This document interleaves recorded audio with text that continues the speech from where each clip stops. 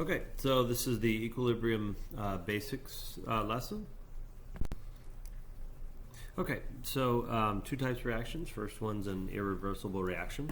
Only the forward reaction can occur. So product leaves, such as a gas. You produce a gas that was not already there, and that gas leaves. Or precipitate forms, because water can't break it apart anymore. A couple examples: burning paper. Okay, when you burn paper, you can't exactly capture the carbon dioxide and water, squish it back down, and form paper again. And hydrogen peroxide, when you put it on a cut, produces oxygen, the gas escapes, same thing. We're going to be focusing, though, this unit on reversible reactions. Okay, back to irreversible. Most of the reactions we've seen up to this point are irreversible, but we're going to look at reversible for this unit. So you can have either the forward or reverse reaction take place. One example of a closed reversible physical change is water in a closed container evaporating and then condensing. So like in your water bottle, it evaporates and then condenses back down, and that process repeats.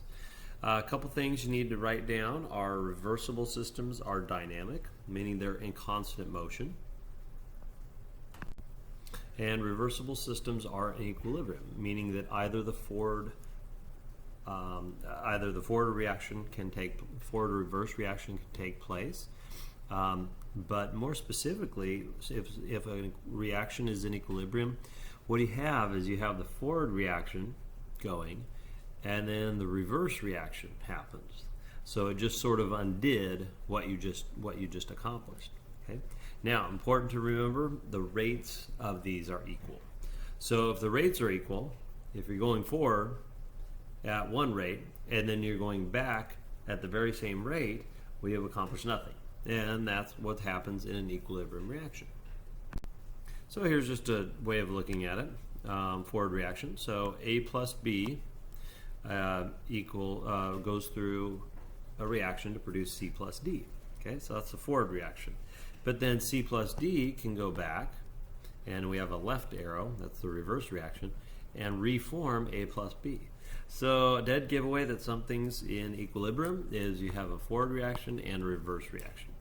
So let's say just the forward reaction takes place.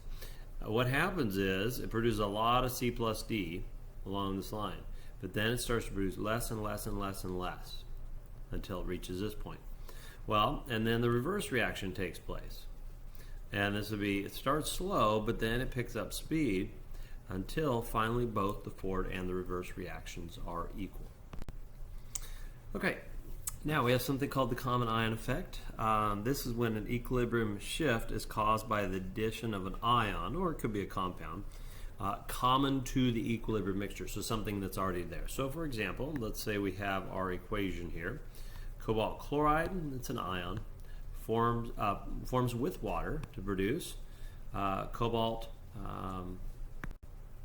hydrate, 4 chlorines, and heat.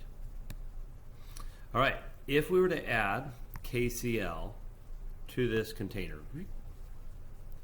so we're going to add some KCl to the container.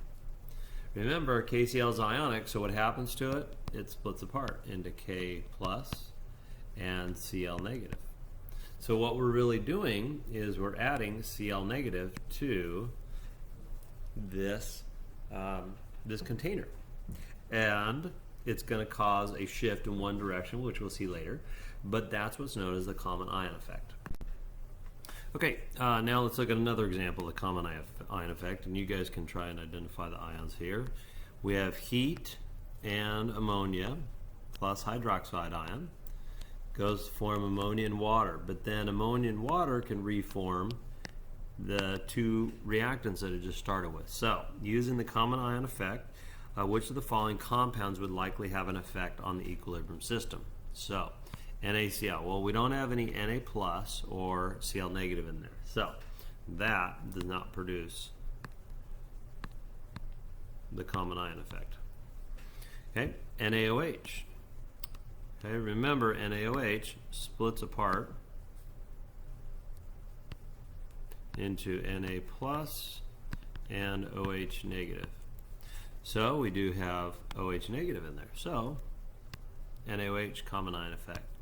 Ammonium chloride splits into NH4 plus and Cl negative, and we do have NH4 in there.